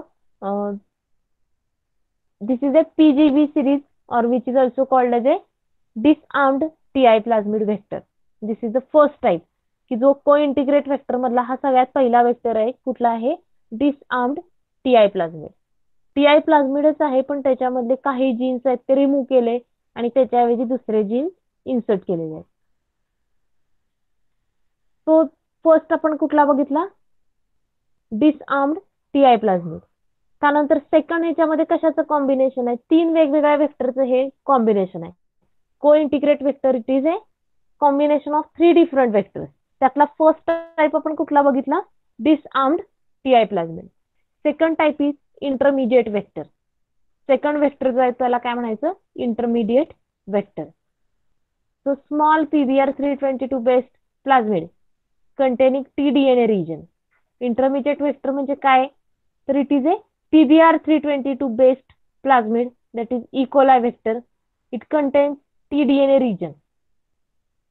याच्यामध्ये काय आहे, tDNA region आहे to overcome the problem derived from the large size disarmed TI plasmid. And also to overcome the problem of lack of unique restriction site. This intermediate vector is designed. की जो normal जो TI plasmid आहे तिथे काय problem येत होता, large size large असल्यामुळं it is difficult to manipulate. बरोबर, हे आपण आधी बघितलेलं आहे. Why this wild type TI plasmid cannot be used. So intermediate vector जो आहे तो कशासाठी डिझाईन केलेला आहे, to overcome the problem of large size of the disarmed TI plasmid and also lack of the unique restriction sites. So intermediate vectors they are replicated in E. coli. E. coli मध्ये काय आहे, तो replicate होतोय. म्हणजेच काय असणार आहे त्याच्यामध्ये, ORI साइट. बरोबर, origin of replication site for E. coli. लक्षात आलं हे, इंटरमिडिएट वेक्टर मध्ये कोणाची ORI साइट आहे, फॉर E. coli. हा, अँड ट्रान्सफर्ड इंटू ॲग्रोबॅक्टेरियम. त्यानंतर तो ट्रान्सफर कोणामध्ये होतोय, in Agrobacterium by conjugation. They cannot replicate in Agrobacterium. हे जे इंटरमिडिएट वेक्टर्स आहेत त्याच्यामध्ये फक्त ORI साइट कोणाची आहे, E. coli आहे, पण ॲग्रोबॅक्टेरियमची नाहीये. त्यामुळे तो रिप्लिकेट होईल का ॲग्रोबॅक्टेरियम मध्ये, नाही होणार नाही. It cannot replicate in Agrobacterium tumefaciens. Therefore, it carry DNA segments homologous to the disarmed tDNA and to permit recombination to form a co-integrated tDNA structure. म्हणजे तिन्ही ह्या वेक्टरमध्ये काय आहेत? वेगवेगळ्या प्रॉपर्टीज आहेत आणि ह्या तिन्हीचं कॉम्बिनेशन करून जे तयार झालंय ते काय? को इंटिग्रेट वेक्टर आहे. लक्षात आलं का हे? इंटरमिजिएट वेक्टर लक्षात आले का? हो. स्मॉल PBr 322 बेस्ड प्लाझमिड आहे. It contains TDNA region. TDNA region आहे त्याच्यामध्ये आणि PBr 322 बेस्ड आहे म्हणजेच काय त्याच्यामध्ये E. coliचं ओरिजिन ऑफ रिप्लिकेशन आहे. Therefore it can replicate in E. coli and then it is transferred into agrobacterium.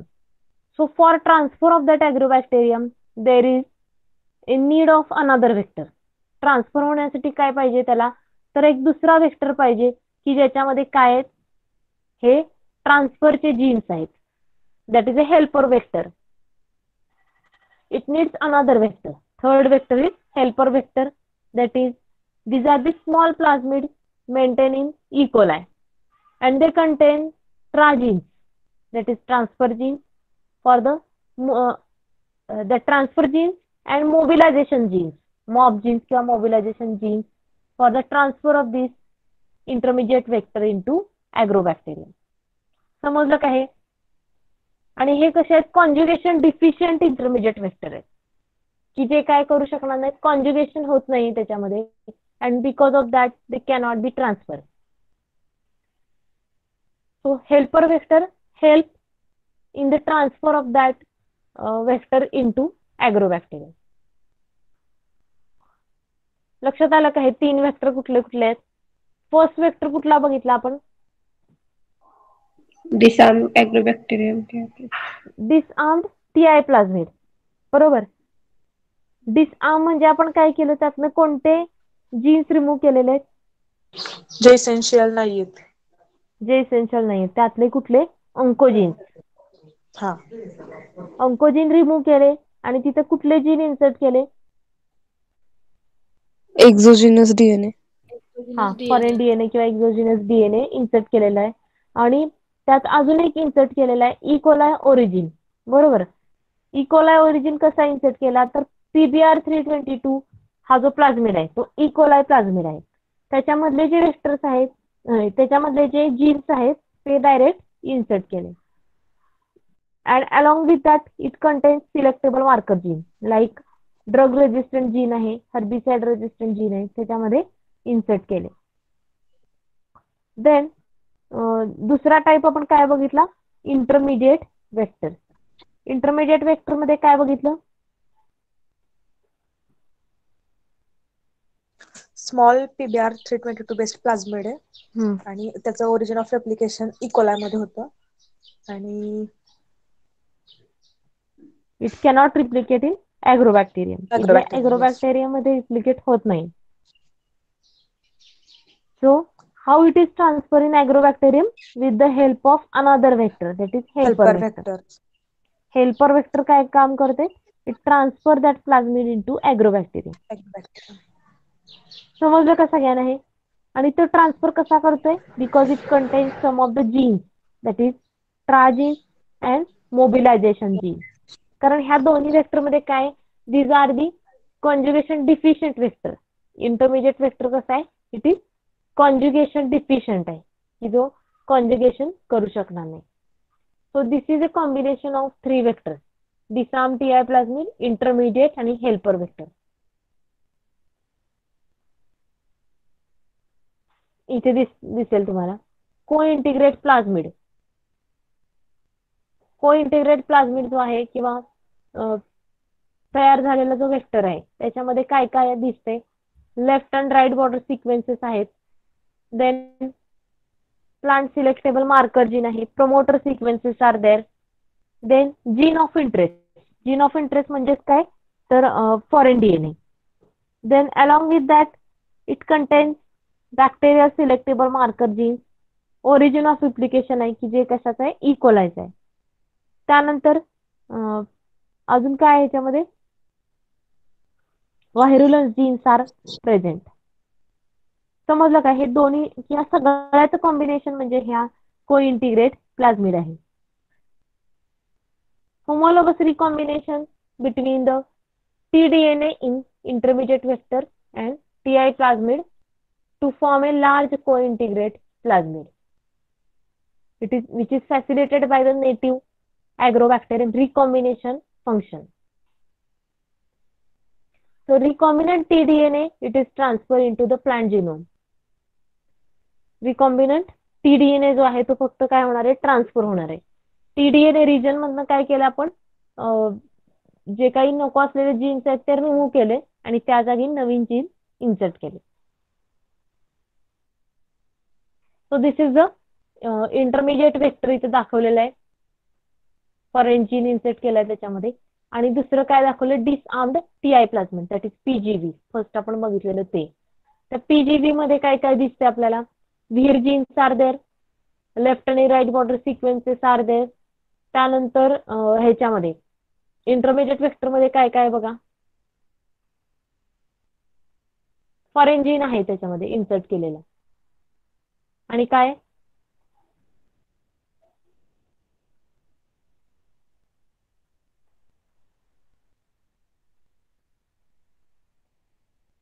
Intermediate vector मध्ये काय, कॅनामायसिन रेजिस्टंट जीन आणि दुसरा कुठला जीन आहे, एम्पिसिलिन रेजिस्टंट जीन त्याच्यामध्ये आहे. So homologous recombination between the DNA region which are derived from the PBR322. ह्या दोन्ही मध्ये काय केलंय, होमोलॉगस रिकॉम्बिनेशन झालेलं आहे आणि को integrate disarmed TI प्लाझ्मिड is there. समजलं का हे? हो. The resulting co-integrated plasmid, it is assembled by in vitro manipulation. It normally contains vir genes. ह्याच्यामध्ये काय काय आता आलेलं आहे दोन्हीचं कॉम्बिनेशन म्हणून, तर व्हीर जीन्स आलेले आहेत बरोबर. अजून काय आहे त्याच्यामध्ये, left and right border sequences, then foreign DNA sequence, then the selectable marker genes are there, like selectable marker genes for the prokaryotic cell and eukaryotic cell, म्हणजे प्लांट साठी, and also for the bacteria E. coli and agrobacterium tumefaciens. Then ORI site कोणाचे आहे, for E. coli, ORI site for E. coli. Then which are the disadvantages?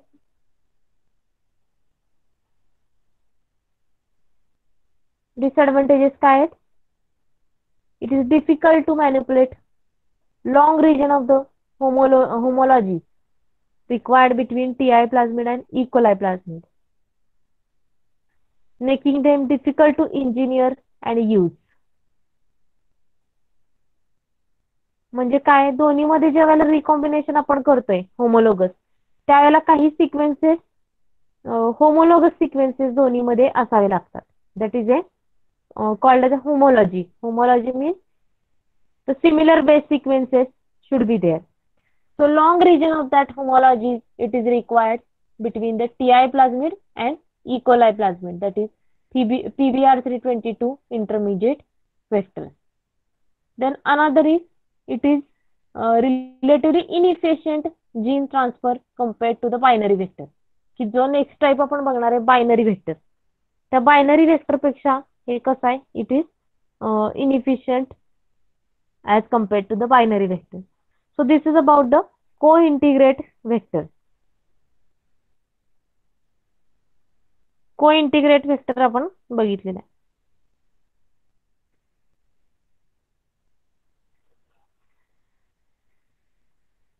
समजलं का हे?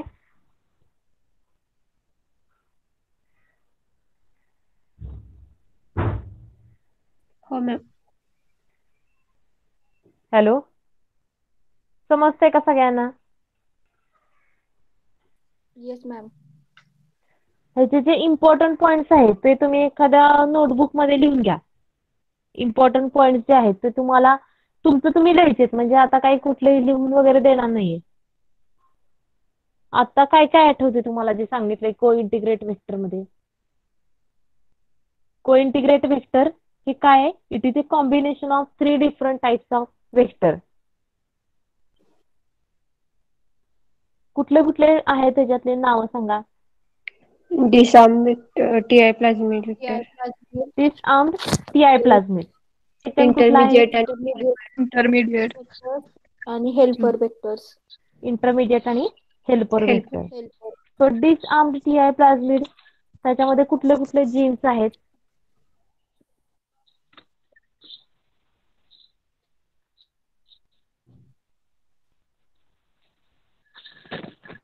नॉनसेन्शियल gene repel होतात. कुठले jeans आहेत डिसआर्म TI प्लाझ्मिड मध्ये?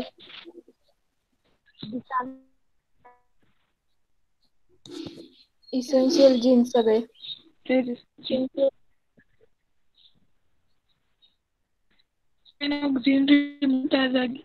Replaced by आवाज येत नाहीये. कोण बोलतोय? स्वाती का? आवाज खूप कमी येते तुझा. हॅलो. हा. सायटोकाईन आणि ऑक्सिन रिमूव्ह केले जातात आणि replaced by kanamycin resistant genes. Yes. Auxin आणि सायटोकायनिन जीन्स जे आहेत ते रिमूव्ह केलेले. हा. आणि अजून काय त्याच्यामध्ये इन्सर्ट केलेलं आहे? Foreign gene. कॅनामायसिन इन्सर्ट केले. कॅनामायसिन रेझिस्टंट जीन, फॉरेन जीन त्याच्यामध्ये इन्सर्ट केलेलं आहे. एक्झोजिनस DNA. हा, एक्झोजिनस DNA म्हणजे फॉरेन DNA किंवा जीन ऑफ इंटरेस्ट त्याला असं म्हणतो आपण. त्यानंतर सेकंड वेक्टर कुठला आहे? Intermediate vector. Intermediate vector. Intermediate vector मध्ये काय काय आहे? Small PBR. PBR 322 बेस्ड आहे की ज्याच्यामध्ये काय origin of replication for which bacteria? E. coli. E coli. Origin of replication इकोलायचा आहे कारण तो काय आहे? इकोलाय प्लाझ्मिड आहे PBR 322. अलॉंग विथ दॅट त्याच्यामध्ये अजून काय काय आहे? ते cannot replicate. कॅनामायसिन आणि ampicillin resistant gene. Selectable marker genes आहेत. They cannot replicate in Agrobacterium कारण and also it is conjugation deficient आहे. Deficient. Means it cannot be transferred by conjugation and for that another vector needs that is helper vectors. helper vector. Third आपण काय बघितलेलं आहे? helper vector. So helper vector contains which genes? Mobilisation helper vector मध्ये mobilisation mobilization आणि transfer. आणि transfer genes. Tragenes are there. Gene. Yes, tragenes are there for the transfer of that plasmid, that is intermediate vector into the agrobacterium. So हे co-integrate vector तुम्हाला समजलेलं आहे. त्याच्या diagram महत्वाचे आहेत. लेबल आणि डायग्राम. तसंच बायनरी वेक्टर आपण बघणार आहे नेक्स्ट लेक्चरला. बायनरी वेक्टर बघूया किंवा थोडंसं आधी रिसर्च मेथडॉलॉजी सुरू करूया. एक फर्स्ट पॉइंट एक्झाम पुरतं तुमच्या तेवढं कंप्लीट करून घेऊ आपण. ओके. ओके.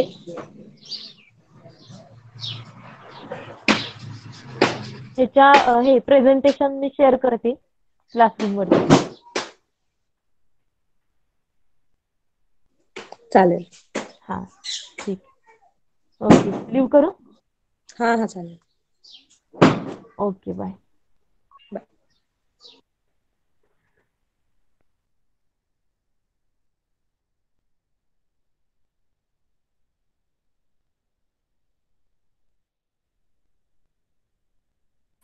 आपण पण लिव्ह करायचे ना?